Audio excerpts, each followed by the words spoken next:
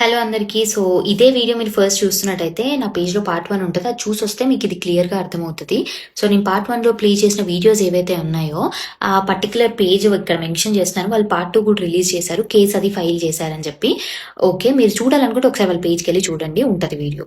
And ఇప్పుడు నేను ఈ వీడియోలో ఏం మాట్లాడదాం అనుకుంటున్నానంటే, ఇప్పుడు మీడియా ఆహ్, డాగ్స్ మనకి హెల్ప్ చేసే విషయాన్ని అంతగా రిపీట్ మోడ్‌లో అరిగిపోయిన టేప్ రికార్డ్ లాగా వేసి చూపిచ్చరు.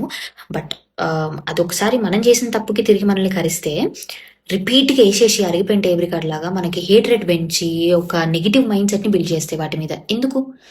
నేనిప్పుడు ఒకటే అడుగుదాం అనుకుంటున్నాను. ఇప్పుడు ఒక డాగ్ వల్ల ఒక ఫ్యామిలీకి నష్టం జరిగిందంటే, గవర్నమెంట్ ఏం చేయాలి? వెంటనే ఆ పర్టిక్యులర్ అగ్రెసివ్ డాగ్ లేదంటే రేబీస్ వచ్చిన డాగ్‌నో, ఆ డాగ్‌ని తీసుకొనెళ్ళి 1, 2 కుక్కలు ఏవైతే ఉంటాయో వాటిని తీసుకొనెళ్ళి ట్రీట్మెంట్ ఇస్తే బాగవుతాయి అంటే ట్రీట్మెంట్ ఇచ్చాలి. లేదంటే అదర్ ఆప్షన్స్ ఉంటే వాటిని ఫాలో అయిపోవడమే అంతే. సో, దానివల్ల ఏ ఫ్యామిలీకి నష్టం జరగకుండా ఉంటది. డబ్బు పరంగా హెల్ప్ చేస్తామేమో నేననే కాదు ఎవరైనా సరే. బట్ వెనక్కైతే తీసుకురాలేము. ఆ ఒక్క కుక్క అలా చేసిందని చెప్పి మిగిలిన 99 కుక్కల్ని తీసుకొని పోతా అంటే ఎంతవరకు న్యాయం అండి అది? ఎందుకంటే పర్టిక్యులర్ మేముండే ఏరియాస్‌లో ఫ్రెండ్లీ ఉండే డాగ్స్ ఉంటాయి. మమ్మల్ని సేవ్ చేసిన డాగ్స్ కూడా ఉంటాయి కొన్ని సందర్భాలలో. మరి అట్లాంటప్పుడు అన్నిటిని తీసుకొని పోతా అంటే ఎంతవరకు కరెక్ట్? నేను ఒక్కటే చెప్దాం అనుకుంటున్నాను. సీ మగోళ్ళు రేప్ చేస్తున్నారు. మరి ఆ మాటకొస్తే అందరు మగోళ్ళని చంపేసేయాలి. ఎందుకు తిరుగుతున్నారు ఇంకా గల్లెగిరేసుకొని బయట?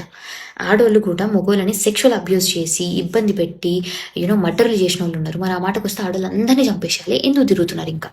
మనందరికీ డబ్బుంది, నోరుంది, పేరుంది, పలుకుబడుంది. మనం మాట్లాడుకొని మన కోసం మనం ఫైట్ చేసుకుంటాం. వాటికి అవన్నీ అసలు అవంటే కూడా ఏందో తెలీదు కాబట్టి వాటి మీద ఇవంతా చూపిచ్చేస్తున్నాం. సో, నేను అడిగింది ఒక్కసారి మీరు క్లారిటీగా విని అర్థం చేసుకోవడానికి ట్రై చేయండి. పలోమని వచ్చి కింద కామెంట్స్ నొక్కడం కాదు. నెగెటివ్ కామెంట్స్ కానీ లేదంటే అబ్యూజివ్ వర్డ్స్ కానీ. ఓకే.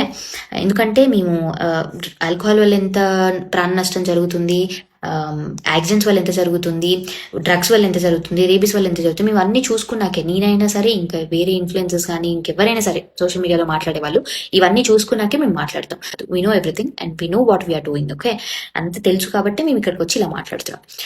ఆల్రెడీ జరిగిపోయిన 500 కుక్కల్ని ఏదైతే ఉందో అది మనం ఏం చేయలేము, వెనక్కి తీసుకురాలేము. బట్ స్టిల్ ఉన్న వాటినైనా కాపాడుకుందాము. కుదిరితే అడాప్ట్ చేసుకోండి. నేను ఆల్రెడీ కొన్ని టేక్ కేర్ చేస్తున్నాను.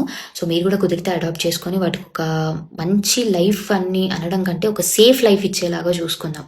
So, hope you understand. Thank you.